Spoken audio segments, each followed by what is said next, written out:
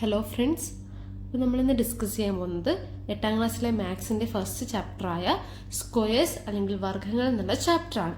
നമ്മൾ ആദ്യം ഈ സ്ക്വയേഴ്സിനെ കുറിച്ച് പറയുമ്പോൾ നാച്ചുറൽ നമ്പേഴ്സിനെ കുറിച്ച് ആദ്യം പറയണം. എന്താണ് നാച്ചുറൽ നമ്പേഴ്സ്? 1, 2, 3, 4, 5 ഇങ്ങനെ പോകുന്നവയാണ് നാച്ചുറൽ നമ്പേഴ്സ്. അപ്പോൾ ഇതിൻ്റെ സ്ക്വയർ എന്ന് പറയുമ്പോൾ നമ്മളൊരു ഇൻറ്റീജർ എടുക്കുകയാണ്. ഇപ്പോൾ 1 എടുക്കുകയാണെങ്കിൽ 1നെ 1 കൊണ്ട് തന്നെ മൾട്ടിപ്ലൈ ചെയ്യുമ്പോൾ കിട്ടും.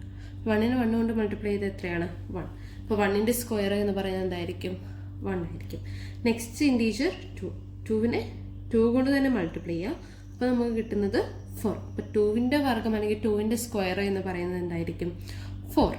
ഇനി 3നെ 3 കൊണ്ട് മൾട്ടിപ്ലൈ ചെയ്താൽ കിട്ടുന്നതാണ് എന്ത്? 3യുടെ സ്ക്വയർ, അതായത് 9. ദെൻ 4നെ 4 കൊണ്ട് മൾട്ടിപ്ലൈ ചെയ്താൽ എത്ര കിട്ടും? 16. അതാണ് 4ന്റെ സ്ക്വയർ. അപ്പോൾ നമുക്ക് ഈ സ്ക്വയറിനെ വേറെ രീതിയിലും എഴുതാൻ പറ്റും. അതായത് 1ന്റെ സ്ക്വയർ ഇങ്ങനെ ഉദ്ദേശിക്കുന്നത് 1 × 1. 1ന്റെ സ്ക്വയർ എന്ന് പറയുമ്പോൾ എത്രയാണ്? 1. ഇനി 2ന്റെ സ്ക്വയർ, അതായത് 2 × 2 എന്ന് പറയുന്നത് എത്രയാണ്? 4. 3ന്റെ സ്ക്വയർ, അതായത് 9. 4ന്റെ സ്ക്വയർ 16. അപ്പോൾ അങ്ങനെ പോകും. ഇനിയിപ്പോൾ നമുക്ക് 10ന്റെ സ്ക്വയർ ആണ് കാണുന്നതെങ്കിൽ 10ന്റെ സ്ക്വയർ എന്ന് പറയുന്നത് എന്തായിരിക്കും? അതായത് 10 × 10 100. ഇതായിരിക്കും 10ന്റെ സ്ക്വയർ. അപ്പോൾ ഇങ്ങനെയുള്ള സ്ക്വയേഴ്സിന്, അതായത് നാച്ചുറൽ നമ്പേഴ്സിൻ്റെ സ്ക്വയറിനെയാണ് നമ്മൾ പെർഫെക്റ്റ് സ്ക്വയർ എന്ന് പറയുന്നത്. നാച്ചുറൽ നമ്പേഴ്സിൻ്റെ സ്ക്വയറിന് പറയുന്ന പേരാണ് പെർഫെക്റ്റ് സ്ക്വയേഴ്സ് അല്ലെങ്കിൽ പൂർണ്ണവർഗ്ഗങ്ങൾ.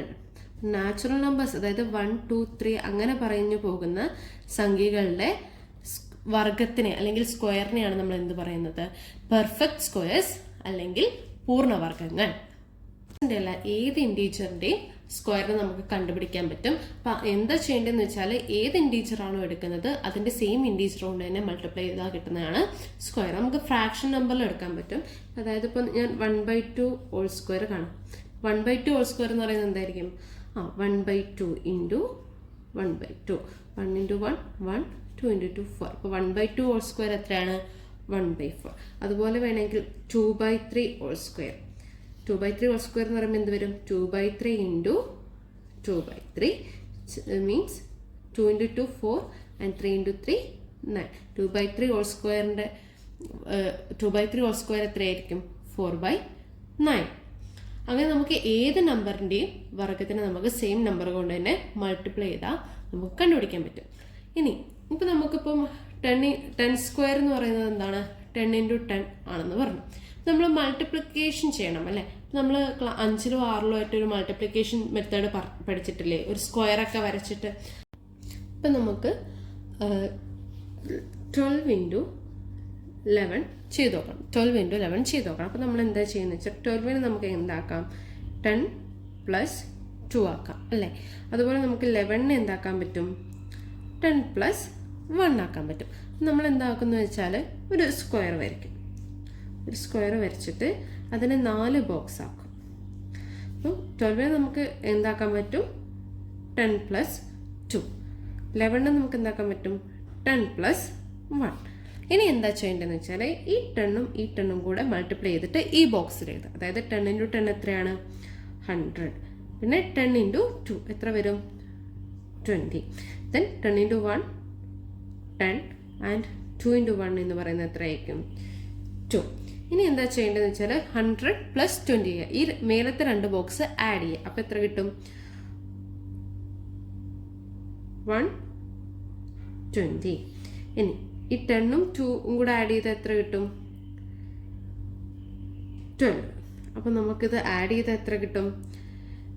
ഇത് രണ്ടും കൂടെ ആഡ് ചെയ്താൽ 132 കിട്ടും.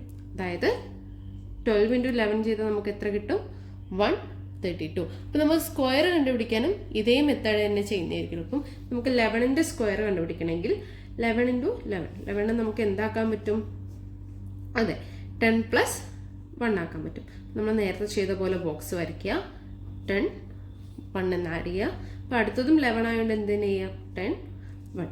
അപ്പോൾ 10ഉം 10ഉം കൂടെ മൾട്ടിപ്ലൈ ചെയ്താൽ എത്ര വരും? 100. 10ഉം 1ഉം കൂടെ ആണെങ്കിൽ 10. നെക്സ്റ്റ് 10 ആണ്. 1 × 1 1. ഇത് ആഡ് ചെയ്യുമ്പോൾ എന്ത് വരും? 110 പ്ലസ് 11. അപ്പം എത്ര വരും?